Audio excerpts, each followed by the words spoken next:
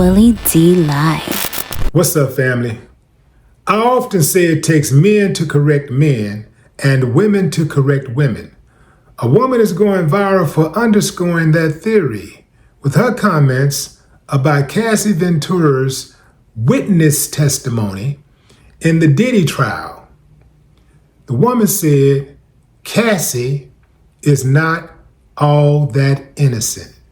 Well, she started off by saying she don't like Diddy. She didn't like him when he was puffy. But she wanted to keep it $150 and give her thoughts on Cassie's testimony. She talked about how Cassie said that she stayed with Diddy because she didn't want another woman to be with him. You know, he forced her into these freak-offs. He forced drugs on her. He beat her. He did all of these really bad things to her. But she stayed because she didn't want another woman to have him. She participated in the freak-offs because she did not want another woman participating in the freak-offs, which I found really, really strange because she said she hated it. It seems like to me that she would have been happy to let another woman give her a break. Now, this woman went on to talk about how Cassie was cool with everything as long as she was having her lifestyle taken care of. So she basically said she did it for the lifestyle. She did it for the money. That's why she hung around. And that's why she is not innocent. Anybody agree with that? Give me a thumbs up if you agree. Thumbs down if you say, no, man, she was 22. She was 19. Some people saying she's 19, but she actually said in court she was 22 when she met Diddy. In any event, do she have any responsibility in all of this? You better believe she do. You better believe she do, because I am under the same impression as that woman in the video who said that if Diddy was plain old Sean from the factory up the road, she would not have stayed in that relationship for 10 years getting her butt whooped. She would not have done that. She would have been out immediately. She would have been gone. So why did she stay? She stayed for the lifestyle. She stayed for the access. She stayed for the money. Yeah. A lot of people are giving Cassie a pass because she's cute. If Cassie was one of these big back chicks with sagging breasts and a crooked lace front, would she be supported so much? Would so many people have her back? I don't think so. First and foremost, they would stop right there with her looks and say she lying. It would be a universal lie. She's lying. Everybody would. It would be one big universal, one big collective universal lie. But because she Cassie and she cute and she got the innocent face, she obviously needs your support. I'm not with that, fam. Now, I'm all for protecting victims of SA. But what I am not for is people who actively participate.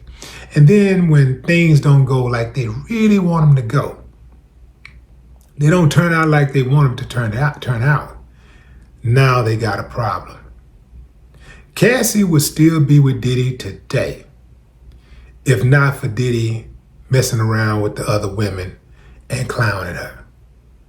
I do believe that she would still be there. If Diddy was still giving her money, if he made her feel like no matter what he does to her, she get a new car, she get a new boat, a new ring, a new watch, a new necklace, I think she would still be right there. What I believe is that toward the end of their relationship, Diddy just became so disrespectful that it was no way that he could justify his actions with love. That's my belief. I think that he just got to a point to where he was just so disrespectful toward it, and he did her in so badly. Like, if he would have just touched her up every now and then, I think she would have still been there.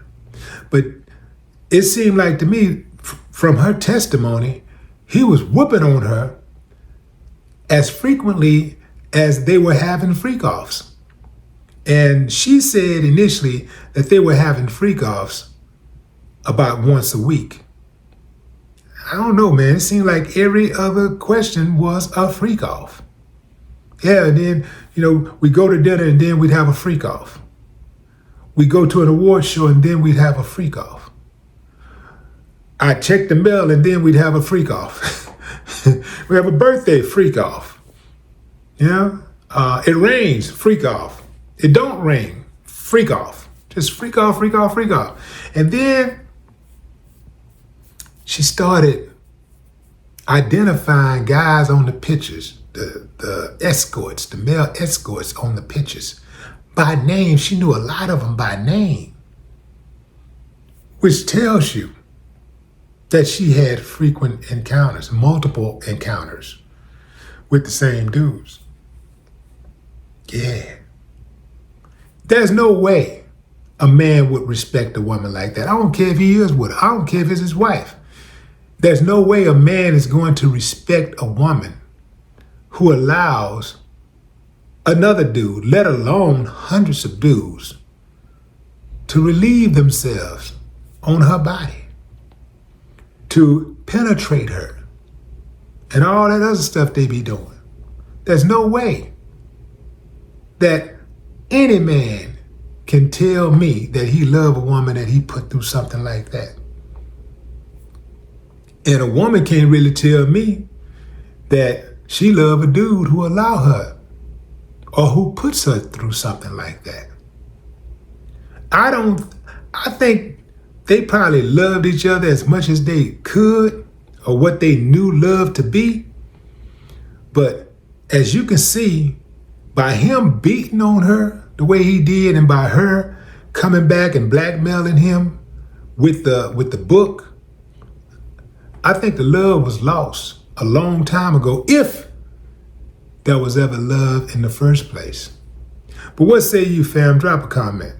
I'd love to hear your thoughts. No more talk.